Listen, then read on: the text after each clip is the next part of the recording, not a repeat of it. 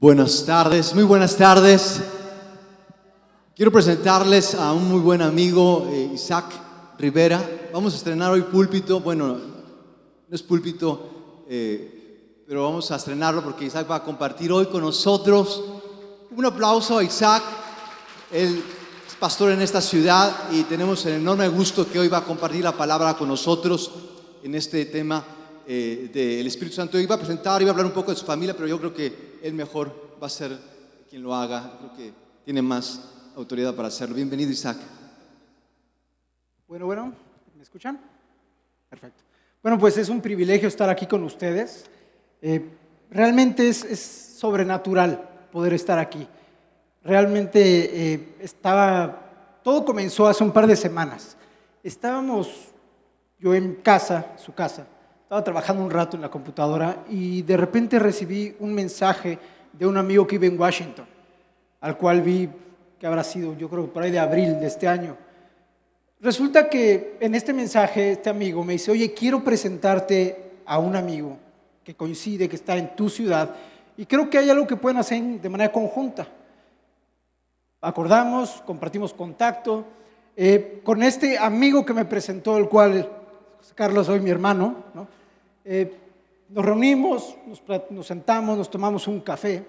José Carlos seguramente increpará esta situación porque yo no tomé café, yo tomé otra cosa ese día. Sin embargo, la intención era sentarnos, reunir un café, compartir algo de experiencias y ver qué podíamos hacer en este llamado que ambos tenemos por el Evangelio. De manera sobrenatural hoy estoy aquí, no planeado, me queda claro que fue una cita que Dios mismo preparó de antemano desde hace tiempo para que pudiéramos conocernos. Y pues, ¿qué les parece si oramos para empezar el mensaje del día de hoy? ¿Vale? Bueno, Señor, en esta mañana, en este día, queremos darte las gracias por la oportunidad que nos está reunidos en tu precioso nombre, Padre. Gracias por cada una de las familias que están aquí, gracias por las personas que están aquí, gracias por sus corazones dispuestos, Señor. Te doy las gracias por las personas que el día de hoy nos visiten por primera vez y que tú tienes un propósito específico para cada uno de ellos, Señor. Gracias porque, como bien se ha estado estudiando, Señor, podemos saber que a través de tu Santo Espíritu tenemos una comunión directa contigo, Señor. Gracias porque a través de la cruz de Cristo es que nosotros podemos dejar de ser creación y podemos empezar a ser hijos tuyos, Señor. Te pido que el mensaje que hoy vamos a hablar, Señor, seas tú quien sea manifiesto, que sea tu Santo Espíritu el que nos redarguya, nos convenza de pecado, Señor, y nos dé la capacidad para discernir cuál es el propósito de cada una de las palabras que tú tienes dispuestas en el libro de Hechos, capítulo 10, Señor. Gracias, te amo y te pedimos que das tu manifiesto en cada palabra y que nos permitas escucharte y me permitas servirte a ti de una manera honrosa, Señor. Y todo esto lo oramos y lo agradecemos en el nombre de nuestro Señor y Salvador, Cristo Jesús. Amén. Pues bueno, vamos con Hechos capítulo 10. Tengo entendido que han estado viendo esta serie sobrenatural. José Carlos me compartió algunos videos en los cuales se ha estado tocando. Y ahorita en la presentación veía ciertas palabras que considero muy importantes antes de iniciar nuestro mensaje. Una de ellas es ayudador, amigo, cercano, Dios mismo. Muchas veces nosotros podemos considerar al Espíritu Santo como una entidad externa, como una entidad adicional, y a veces no le damos el valor que le corresponde al ser Dios mismo morando en nosotros. Seguramente todos ya hemos leído, no es cierto, seguramente han escuchado de Hechos 10. Y Hechos 10 tiene un mensaje trascendental. Hechos 10 nos encontramos con una situación en la cual Dios tiene a dos personas que son completamente diferentes. Son dos hombres, un gentil, romano, y un judío. Pero en estos dos hombres converge un plan. Muchas veces nosotros podemos encontrarnos con personas o personalidades diferentes, inclusive aquí mismo dentro de la iglesia. Podemos encontrar personas que les gustan algún tipo de comida, a otras que no les gusta y le hace daño, como por ejemplo a mí, hay comida que no me cae bien, ¿no? Sin embargo, cuando Dios tiene un propósito, no importa de dónde vengas, quién seas, cuál sea tu pasado, Él va a obrar para que de manera consecuental y de manera intencional podamos cumplir el propósito que Él tiene en nosotros. Y de esa manera podemos honrarlo, no siendo nosotros los que vamos a llevarnos la corona, sino que vamos a trabajar para la gloria y honra de Dios, inclusive sin que nosotros a veces estemos conscientes de que lo estamos haciendo. Resulta en Hechos 10 que tenemos a un gentil romano, centurión, que se llama Cornelio. Cornelio es visitado por un ángel de Dios. Y este ángel de Dios le da un mensaje a Cornelio. ¿Y cuál es el mensaje que le entrega el ángel de Dios a Cornelio? En el versículo 5 encontramos: envía pues ahora hombres a Jope y haz venir a Simón, el que tiene por sobrenombre Pedro. El mensaje es muy claro y lo encontramos extendido de manera entre el 5 y el 6. Envía hombres a Jope y haz venir a Simón, él te dirá qué es necesario que hagas. No sé ustedes, pero en lo personal, si alguna persona llegara y me diera un mensaje tan parcial como este, de ve y allá te van a decir qué vas a hacer, o ve y allá te van a entregar algo que no sabes que te van a entregar, yo dudaría. Yo estaría incierto. Y si nosotros partimos de las condiciones actuales de incertidumbre en las cuales nos gusta, por alimentar nuestro propio ego y por sentir esa tranquilidad, nos gusta tener todo en las manos. No nos gusta dejar cuestiones al azar, tampoco nos gusta dejar cuestiones inciertas. Sin embargo, aquí un punto muy importante es, antes de profundizar en este mensaje, quiero platicarles a grandes rasgos quién era Cornelio. Cornelio era un centurión. Un centurión era un miembro del ejército cuyo cargo implicaba estar al frente de 100 hombres, estar al frente de 100 soldados. Estos hombres, estos 100 soldados romanos, con una instrucción podían ir a proporcionar ayuda, podían ir a combatir e inclusive con una instrucción podían asesinar personas. Un centurión tenía una influencia grande, no únicamente sobre los 100 hombres, partiendo del maravilloso principio de que estos 100 hombres posiblemente eran hombres de familia. Entonces ya va creciendo el número. No únicamente era influyente por su cargo, ni sobre los 100 hombres, sino también sobre las familias de estos 100 hombres, sobre la gente que estuviera cerca de él, sobre sus vecinos, amigos y por sobre todo sobre su familia. Pero aquí hay una situación curiosa. Independientemente de la autoridad que recaía en este centurión, de la autoridad que le había sido conferida por el Imperio Romano, el cual era implacable, Cornelio era un hombre temeroso de Dios. Cornelio estaba en la categoría de los gentiles que amaban al Dios de Israel, eran simpatizantes del Dios de Israel, pero no habían sufrido una conversión genuina, porque aún no conocían a profundidad el Evangelio. Cornelio, dentro de la evidencia que tenemos en la cual él era un hombre temeroso de Dios, Cornelio oraba, Cornelio ayunaba y Cornelio también ayudaba al pueblo.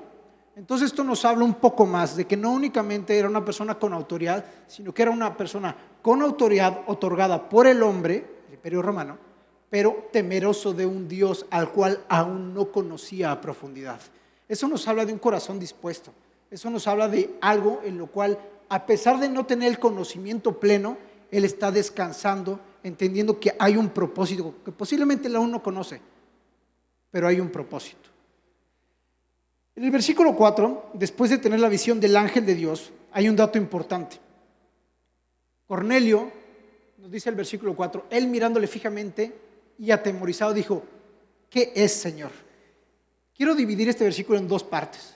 La primera en el corazón de Cornelio, que nos representa algo en lo cual ahorita les platicamos respecto a la incertidumbre. Cornelio pregunta, antes de preguntar, Cornelio, viendo fijamente, atemorizado, y aquí haciendo un pequeño paréntesis, un centurión iba al frente de batalla. Un centurión peleaba cuerpo a cuerpo con su espada para matar o morir. ¿Realmente consideran que una aparición de algo pudiera intimidarlo? Pues en este caso Cornelio se atemorizó, pero yo no quiero considerar que Cornelio en este momento se acobardó. Lo que las Escrituras nos dicen de una manera muy clara es que Cornelio se atemorizó por una situación. No únicamente porque era temeroso de Dios, sino porque al ser temeroso de Dios, él reconoce la autoridad de las palabras que le son dadas. Este elemento es muy importante y es algo que en nuestra sociedad actual a veces nos cuesta trabajo entender. Lo que implica el concepto de la autoridad. Cuando nosotros entendemos que una instrucción dada por una autoridad debe ser cumplida y ponemos en un punto separado que una opinión de un amigo o de alguien que no está en autoridad sirve para formarme un criterio, darme una idea, Desafortunadamente, cuando nosotros nos encontramos con la instrucción que Dios nos da en las Escrituras, lo consideramos como una opinión. Yo personalmente lo he hecho y quiero decirles que no ha traído buenos resultados. Sin embargo, cuando nosotros entendemos de dónde proviene la autoridad, nos damos cuenta de la necesidad imperiosa de cumplir ese mandato. Entonces, en este caso, Cornelio se ve temeroso porque reconoce de dónde viene la autoridad. Ahora, no únicamente reconoce la autoridad, si vamos a la segunda parte del versículo, que dice, ¿qué es, Señor? Cornelio, a pesar de no conocer a profundidad el Evangelio, a pesar de encontrarse atemorizado, presenta un corazón dispuesto. Presenta un corazón dispuesto a lo desconocido. Yo quisiera que consideráramos si alguno de nosotros efectivamente tenemos un corazón dispuesto a lo desconocido. Efectivamente tenemos un corazón dispuesto a dar un paso de fe a través del cual tengamos que morir a nosotros mismos y como consecuencia pararnos frente al Señor y decirnos, ¿qué es, Señor? ¿Qué es lo que quieres que yo haga? Es importante que entendamos que no únicamente el contexto en el cual vivía Cornelio como un centurión romano, sino que la sociedad en este momento tenía una característica particular. Y así como en este momento encontramos filas de este lado y filas de este lado con una línea claramente delimitada, en este momento algo que pasaba es que la sociedad estaba completamente dividida. La sociedad que vivía en Roma estaba completamente dividida por una línea tan clara que quien la traspasara podía pagarlo con la propia vida. Aunque los judíos respetaban e inclusive podían apreciar a los gentiles, Cornelio era un gentil, no compartían vida, no compartían familia, no compartían hogares. Era imposible considerar que pudieran sentarse en la misma mesa a compartir alimentos. Eran elementos completamente distintos. Ahora, pongamos pausa a Cornelio. Ya nos informamos un poco, Cornelio, vamos a procesar esto y ahora vamos a seguir avanzando con el libro y con el capítulo 10. Resulta que no únicamente Dios envía, y vamos a poner mucha atención a esto, Dios envía a un ángel a hablar con Cornelio. Más adelante nos encontramos que Dios habla con Pedro, no envía, Dios habla con Pedro, ¿no? Encontramos que en este momento Dios no solo le entregó el mensaje, sino que habló con Pedro. Y en este caso, antes de abordar el mensaje que le fue dado a Pedro, aquí vamos a invertir. Hace rato platicamos primero del mensaje, luego quién era Cornelio. Ahora vamos a hacer el tema al revés intencionalmente. Vamos a ver primero quién era Pedro. Todos hemos escuchado hablar de Pedro, ¿no? Tenía una competencia fuerte con Juan, ¿no? Para ver quién llegaba primero a la tumba. Entonces, es una realidad. Pedro, llamado Simón, originalmente era un pescador. Es importante que podamos entender de igual manera que un pescador no era una profesión que fuera era honorable, pero no tenía mucha autoridad sobre los demás. Un pescador, digamos que en una pirámide, era de las últimas profesiones que se les daba importancia. Y dentro de los mismos pescadores había rangos. Había los pescadores que iban al mar y había los pescadores que no pescaban en el mar. Bueno, pues Pedro era uno de esos pescadores que tenía el menor rango del menor rango. Es interesante ver cómo en el capítulo de Lucas, en el libro de Lucas, perdón, Jesús se le presenta y le pide algo bien sencillo. Permíteme subir a tu barca, ¿no? Su barca, si nosotros consideramos, es lo único que tenía, porque era la fuente de trabajo, si él con un corazón dispuesto lo entrega. Pero vamos a seguir avanzando. Pedro era un pescador. Jesús lo llamó y lo apartó con un propósito. Y ese propósito lo vemos en los evangelios, lo vemos a lo largo del Nuevo Testamento, cómo esto se va consolidando el propósito. Sin embargo, Pedro tenía una palabra que le encantaba. No sé ustedes, pero a veces tenemos alguna palabra que nos gusta. A Pedro le gustaba decir no. A Pedro le gustaba cuestionar. A Pedro le gustaba reservarse.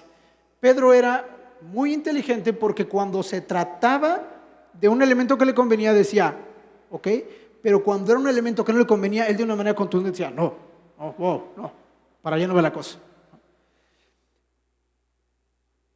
Pedro le dijo no a Jesús en 2 ocasiones. En Mateo 16:22, cuando Jesús está anunciando su muerte, Pedro se consterna y dice, no, Señor, no, que esto no te acontezca a ti, Señor. No.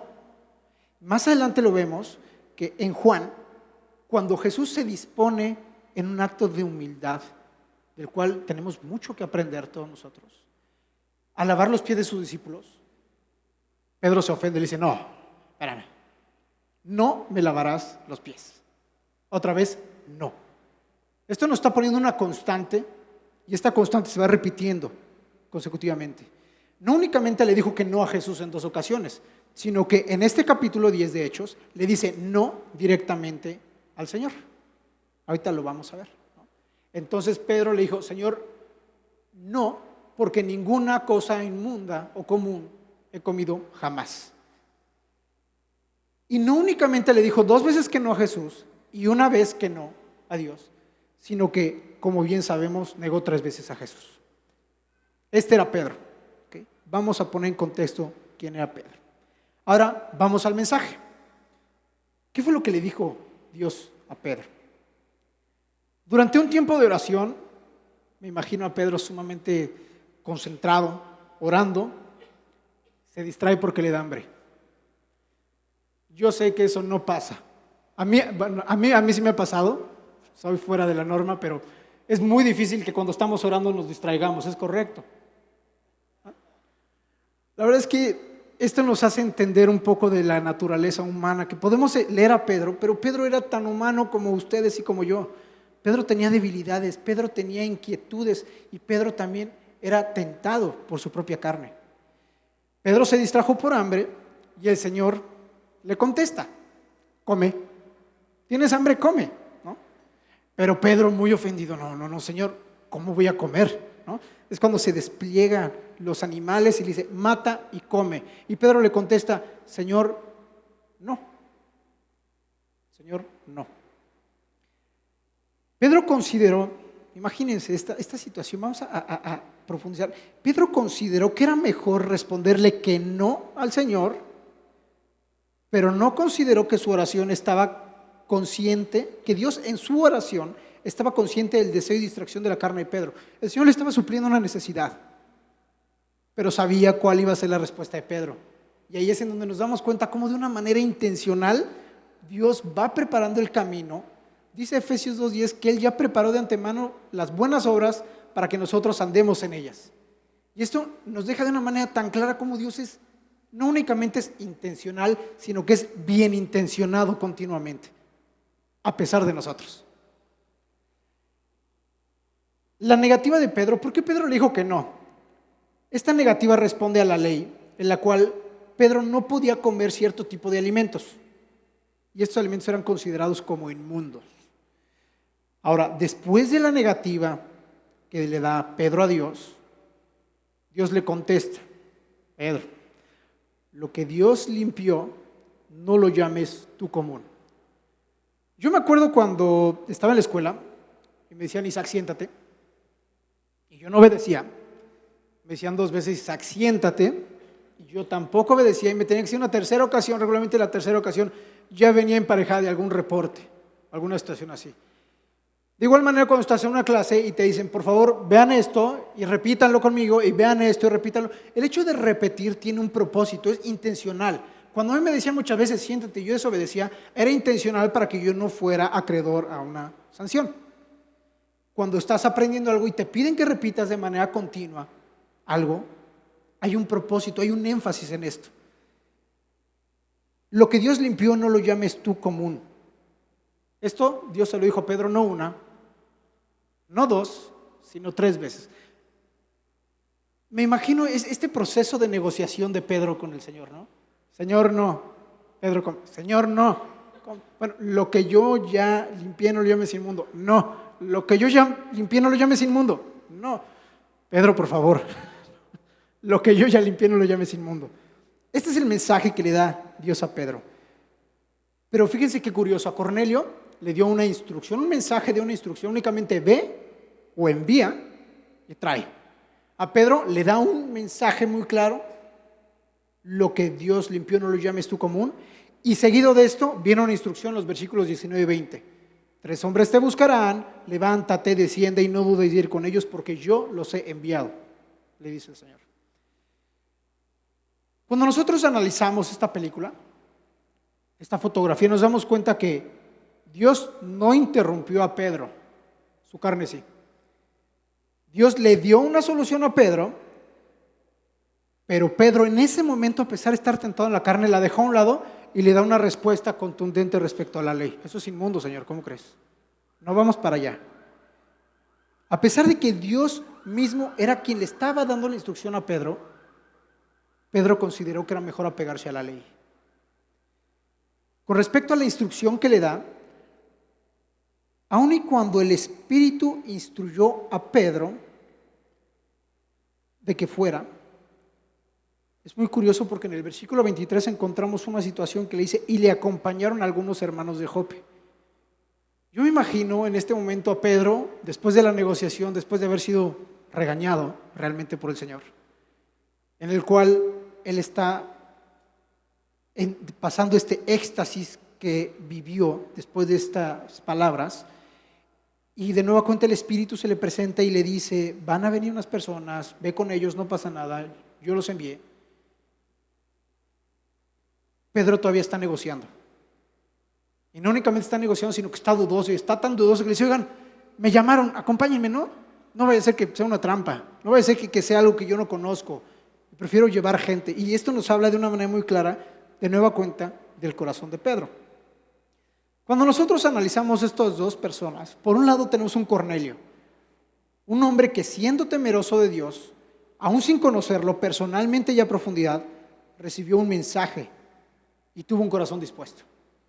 Por el otro lado, tenemos a Pedro. Tenemos a Pedro, que era un hombre conocedor y celoso de la ley, que conoció personalmente a Jesús, pero seguía buscando respuestas en su propio entendimiento. Siguiendo con este tema, Dios relaciona a Cornelio y a Pedro y los une a través del Evangelio. Aquí hay tres palabras clave: relaciona, une y Evangelio. Dos personas completamente separadas, completamente diferentes, Dios los relaciona. Establece una relación entre ellos a pesar de que ellos no lo conozcan. Y no únicamente los relaciona, sino que los une. Pero fíjense qué tema tan importante, y es en donde quiero que empecemos a poner atención. Los une a través del Evangelio. No los une a través de costumbres, no los une a través de necesidades, no los une a través de gustos. A los dos les gustaba orar, a los dos les gustaba ayunar, y les puedo haber dicho, ¿saben qué, chavos? Reúnanse, oren, platiquen, tómense un café. Pero en este caso, el mensaje es muy claro, los une a través del Evangelio. ¿Cuál era el punto en común que podrían tener estas dos personas tan diferentes? Dios les muestra elementos específicos que a través de Cristo deben generar una renovación del entendimiento de ambos. ¿Qué es lo que implica esa renovación del entendimiento? Regularmente estamos acostumbrados a hacer las cosas de una manera. Y cuando tú aprendes o eres informado sobre ese tema, tienes que renovar tu entendimiento. Digamos que en término millennial sería como actualizar el software, ¿no? Necesitamos actualizar nuestra mente, necesitamos actualizar lo que estamos considerando, lo que estamos pensando y la manera de hacer las cosas para, consecuentemente, hacerlas de una manera diferente. Dios, el primer punto es que después de esta renovación del entendimiento, digamos que tiene un subtema. Y ese subtema es que elimina la división. La línea divisoria que existía la divide a través de varios puntos. El primero es a través de Cornelio enviando a buscar a Pedro a Jope. Ahí nos estamos dando cuenta de cómo Dios empieza intencionalmente a preparar las cosas. En el versículo 5 dice, envía hombres a Jope y haz venir a Simón. Elimina la división a través de Pedro, acudiendo al llamado de Cornelio a Cesarea. Históricamente y bajo la ley, Pedro no tenía por qué acudir. Para empezar, un viaje largo, no era una situación de voy de aquí a Galerías y regreso. Era un viaje largo. Pero en el versículo 19 vemos cómo el Espíritu mismo, el Espíritu siendo Dios mismo, le habla a Pedro. Y en el versículo 23, Pedro los recibe, y aquí hay una palabra muy importante: haciéndoles entrar, los hospedó.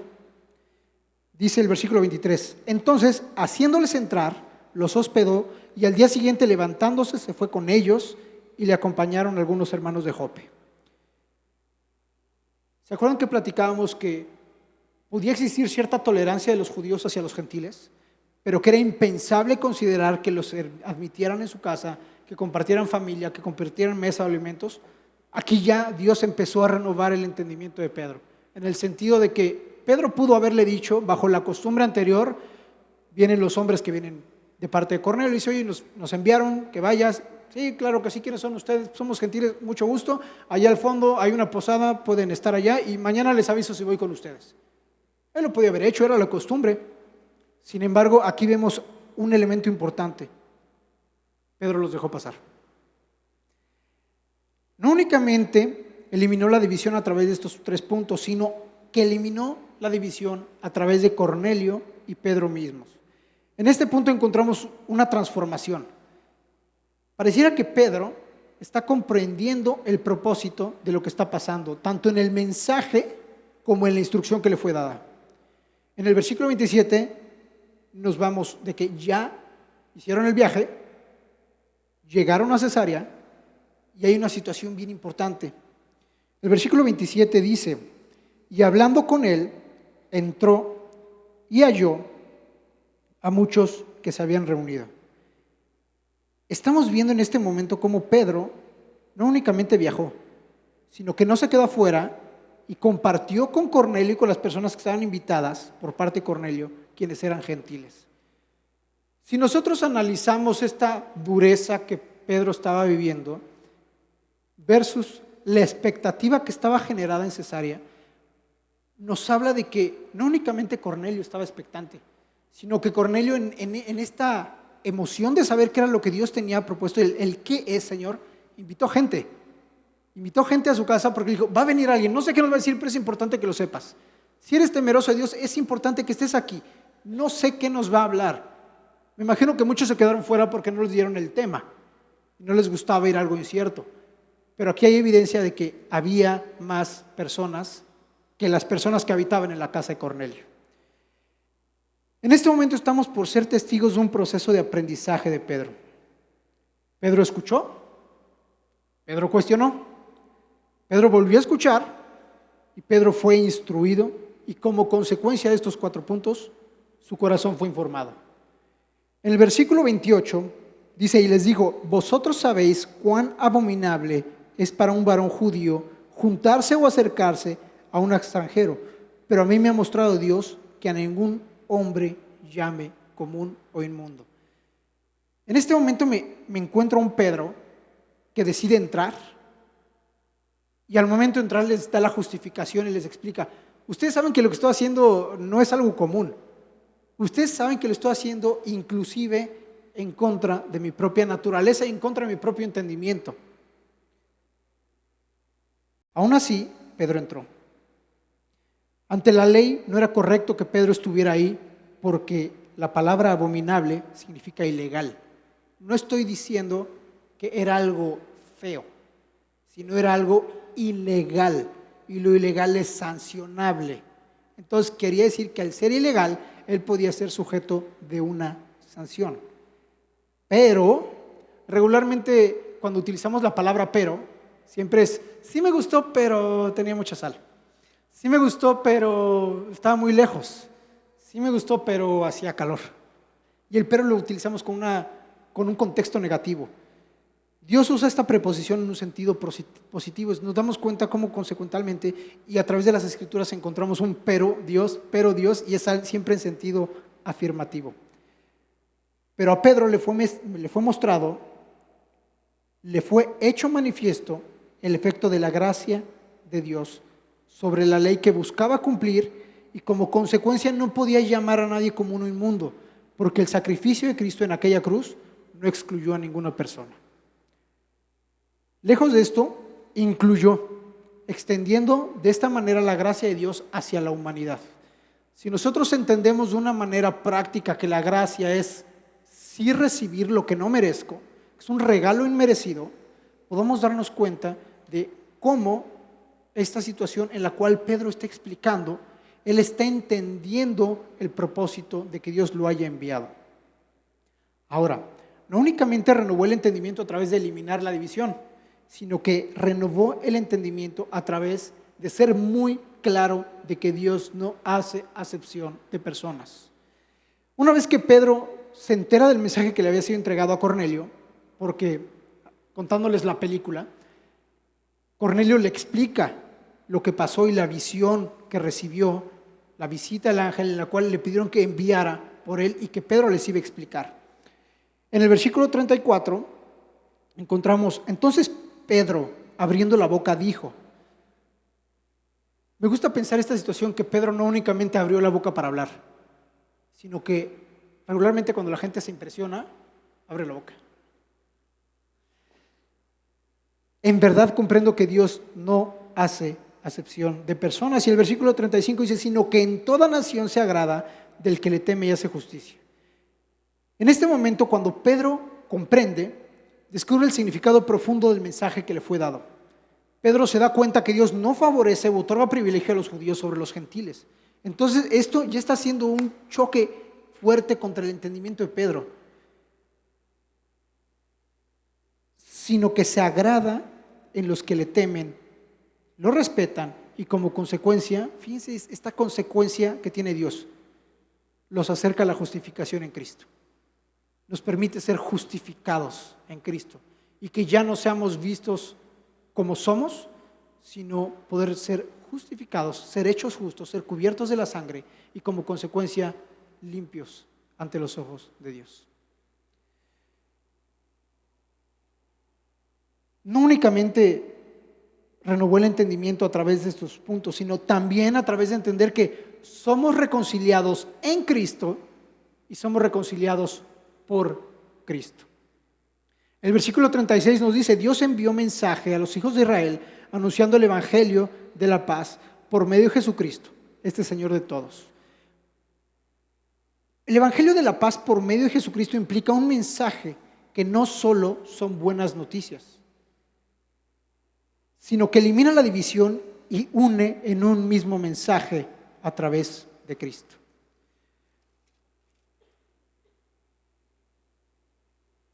Señor de todos implica que no está haciendo acepción, no está separando entre los judíos y los gentiles, está globalizando, no está diciendo soy Señor de estos y Señor de aquellos, sino soy Señor de todos.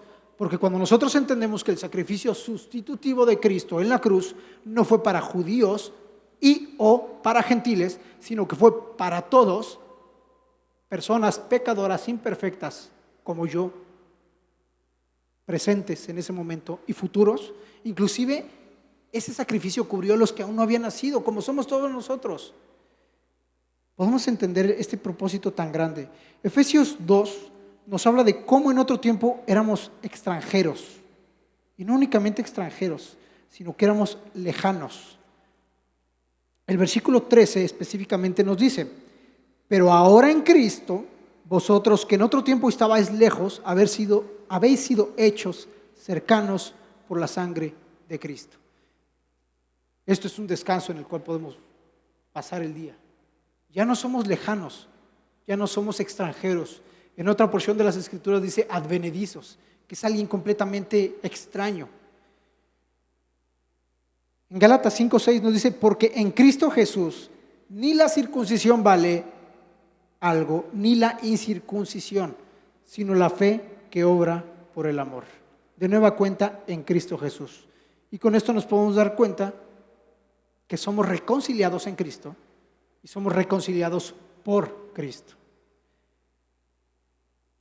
Adicionalmente, en el versículo 38 muestra de una manera contundente, para dejar cualquier situación libre de especulación, nos muestra el elemento de la Trinidad. Cómo Dios ungió con el Espíritu Santo, con poder a Jesús de Nazaret, y cómo éste anduvo haciendo bienes y sanando a todos los oprimidos por el diablo, porque Dios estaba con él. Nos está hablando de Dios a través del Espíritu Santo a Jesús, quien con autoridad hizo y sanó. ¿Por qué? Porque Dios estaba con él. Entonces nos damos cuenta cómo la Trinidad está manifiesta en esto. Y yo sé que hablarlo frente a una iglesia, desde un púlpito o desde un micrófono, es algo que pudiera resultar lógico. Pero cuando nosotros entendemos que este mensaje está siendo entregado a personas que desconocen el Evangelio y que lo más probable es que el concepto de Trinidad es algo completamente fuera de su conocimiento, Pedro les está predicando de una manera igual a como le hubiera predicado a los judíos. Yo no veo aquí una situación en la cual Pedro se baja y dice, bueno, les voy a dar un mensaje un poquito más light. Lejos de eso, lo que hace Pedro es que les habla al nivel, partiendo del maravilloso principio de que no es él quien los está instruyendo. Y ahorita vamos a ver la consecuencia. El versículo 44 es el elemento de consecuencia de todo esto. Mientras aún hablaba Pedro estas palabras, el Espíritu Santo cayó sobre todos los que oían el discurso. ¿Por qué cayó el Espíritu Santo sobre los que oían el discurso? Solamente hay una explicación a esto. Y esa explicación es que los que estaban escuchando el discurso nacieron de nuevo. Los que estaban escuchando el discurso le entregaron su vida a Cristo. Los que estaban escuchando el discurso entendieron quién era Cristo, quiénes eran ellos y cuál era su necesidad de entregarle su vida y reconocerlo como Señor y Salvador. Después de estudiar Hechos 10, personalmente llegué a unas conclusiones que les quiero compartir. La primera es que Pedro no cambió. Pedro siguió siendo Pedro y Dios siguió usándolo. Es un elemento bien importante porque yo sigo siendo un ser imperfecto, pero Dios sigue trabajando en mí. Debemos entender que lo dicho en 2 Corintios 12:9, en el cual nos dice, bástate mi gracia, porque mi poder se perfecciona en tu debilidad.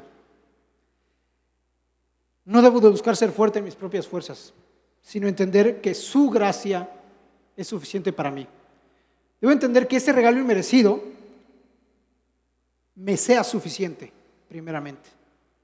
Debo entender que este regalo inmerecido te sea suficiente y que este mismo regalo inmerecido no sea suficiente como cuerpo de Cristo, como la iglesia.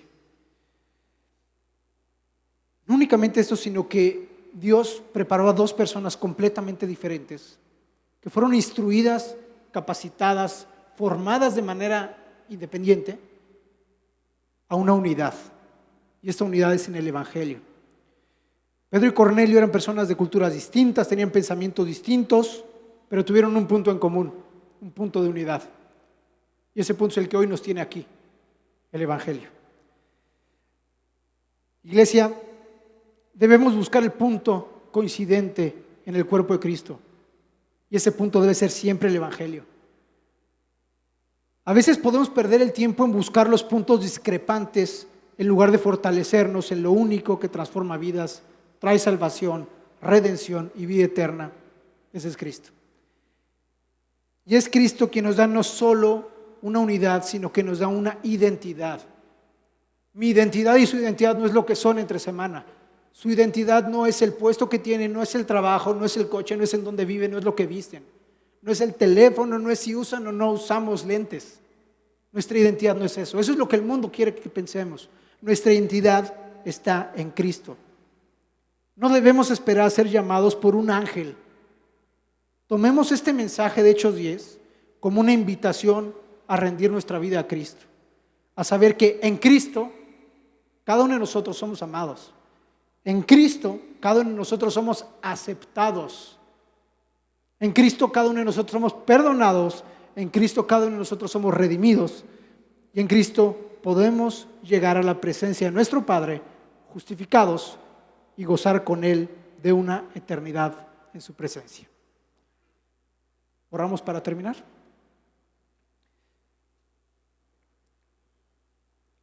Señor, tú conoces nuestros corazones, Padre.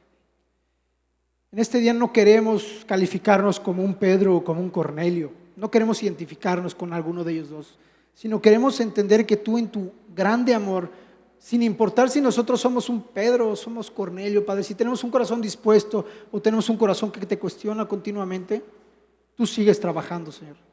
Gracias porque tú eres soberano. Gracias porque tus escrituras nos lo muestran así y permanecen con nosotros. Y te quiero pedir, Señor, en este día que tú traigas entendimiento a tu iglesia, Padre, que tú traigas fortaleza a tu iglesia para entender que no importa lo que esté pasando afuera, a pesar de las circunstancias difíciles que podamos vivir, nuestra identidad está en Cristo, Señor. Nuestra identidad pertenece a quien pagó por cada uno de nuestros pecados en esa cruz. Y nosotros, siendo cubiertos por esa sangre, podemos ser redimidos, Padre, y podemos aspirar a una nueva condición. Te pido que sea tu Santo Espíritu el que durante esta semana nos redarguya con este mensaje, Señor, y que el día de hoy no podamos irnos como llegamos, sino que podamos salir transformados y edificados en tu palabra, Señor. Gracias por tu iglesia que está creciendo, Señor, y te rogamos que, sin que sea necesario que venga un ángel a visitarnos, si eso fuera tu deseo, que sí sea, Señor, pero pone en nosotros una carga por no únicamente quedarnos con el conocimiento, sino por llevarlo a las demás personas, Padre, por tomar una decisión y un paso de fe a través del cual podamos entender que eres tú quien nos capacita, que no somos nosotros en nuestras propias fuerzas, Señor, sino que eres tú quien nos capacita, y esa capacitación y esa fortaleza es con un solo propósito, Señor, y es que podamos alcanzar a más personas, que Cristo pueda ser manifiesto en las vidas de otras personas y que la salvación venga para tu pueblo, Señor. Gracias por este día, Señor. Lo oramos en el nombre de Cristo Jesús. Amén.